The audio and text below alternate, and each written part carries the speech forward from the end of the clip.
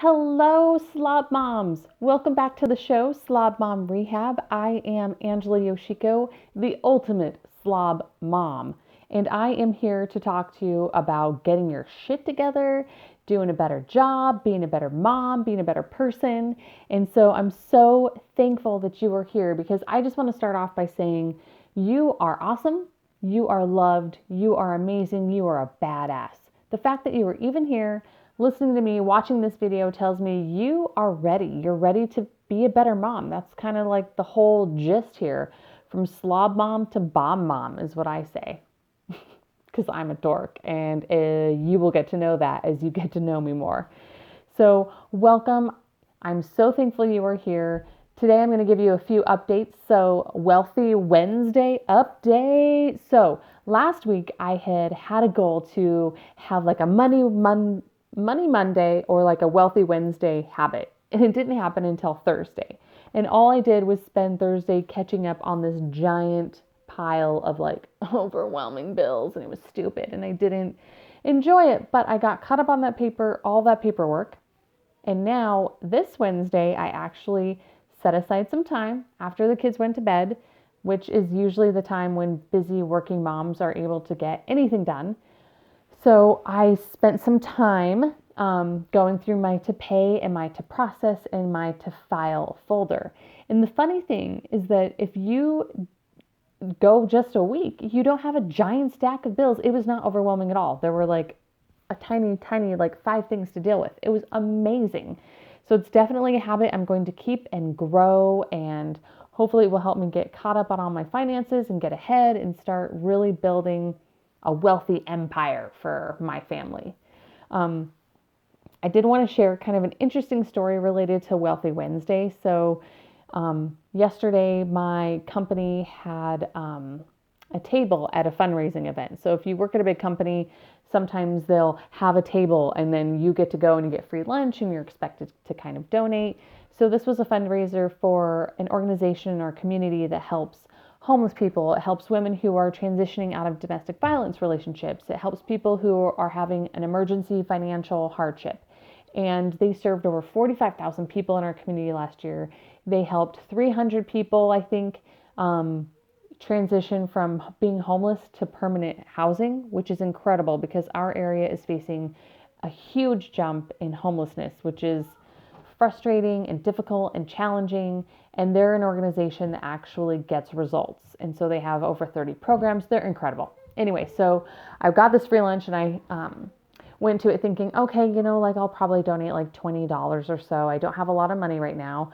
I'm still trying to make sure I have enough to cover Elliot's dental bills, Sawyer's dental bills, my appendectomy, various expenses. We paid for a new air conditioner, a new furnace this summer. So feeling really tight, been kind of like trying to cinch up the spending.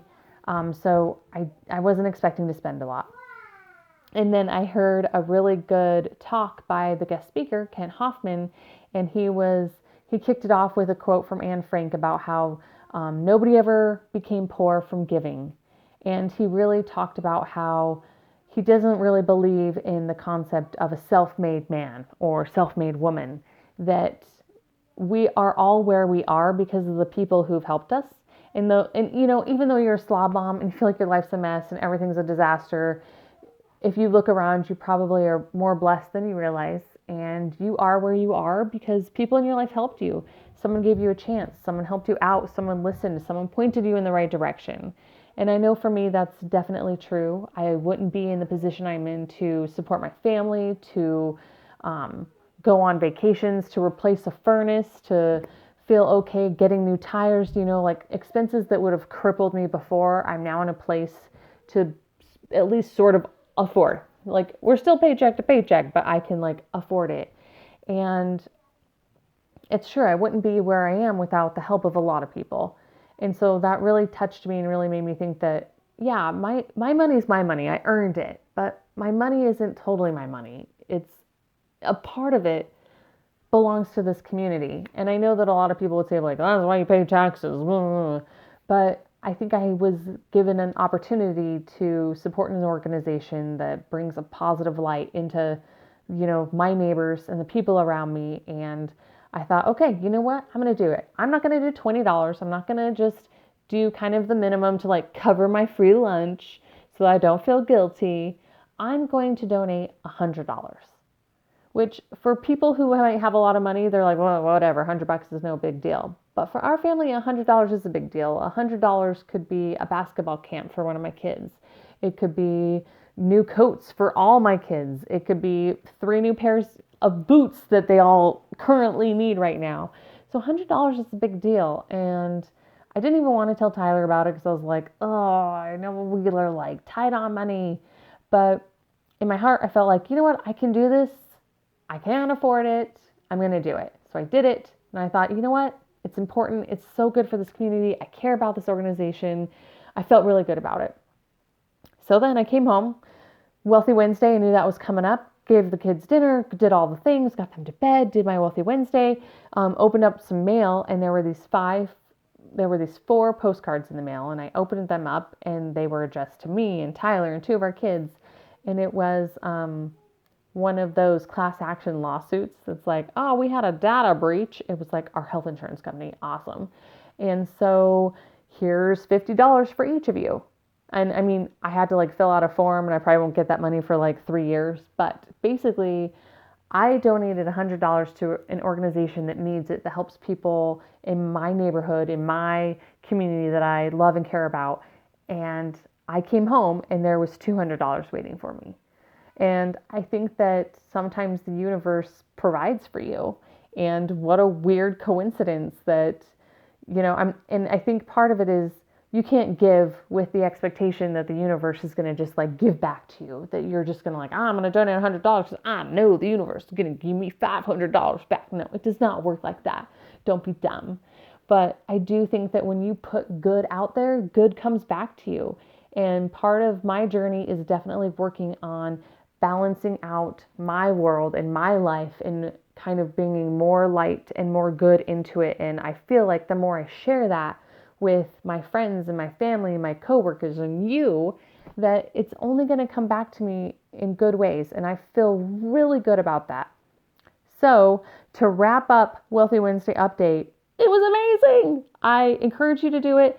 And if you can just do a little bit every week, then you won't let 3 or 4 months worth of bills pile up until you start getting like reminder notices and disconnect notices and that collections notices. You don't have to wait for that. You can face your pile and just do something. Something is better than nothing, which brings up my thing I wanted to talk about in addition to Wealthy Wednesday update was number 1 rule of Slob Mom Rehab is do not be a hypocrite, right? So if you are telling your kids, clean your room, put your clothes away, talk in a nice voice, all the things that you kind of like nag your kids about, you better hold up a damn mirror and say, am I doing this myself? Do I have this habit down? So for me, holding up that mirror, it didn't feel good. Even now, I told my kids, okay, you have 15 more minutes. I want you to play for 5, clean for 5, play for 5. They lost their minds. But I felt better about saying it because for the last week, I have worked on my room little by little every single night, and I can see like 90% of my floor, which is incredible. And so I feel better about asking my kids to clean up after themselves and to keep their room clean when I know they walk into my room and it's clean. I feel good about asking them to put their dirty clothes in the freaking laundry basket because my dirty clothes are in my laundry basket. I mean, I can't tell you how many times I would have my own laundry basket piled, overflowing, clothes around it, clothes over there, some hanging over here because it's not quite dirty enough to wash, but I'm too lazy to hang it back up. That's embarrassing. No wonder my kids weren't listening to me. How could they? They look at their mom, she's freaking slob. Why would they listen to me?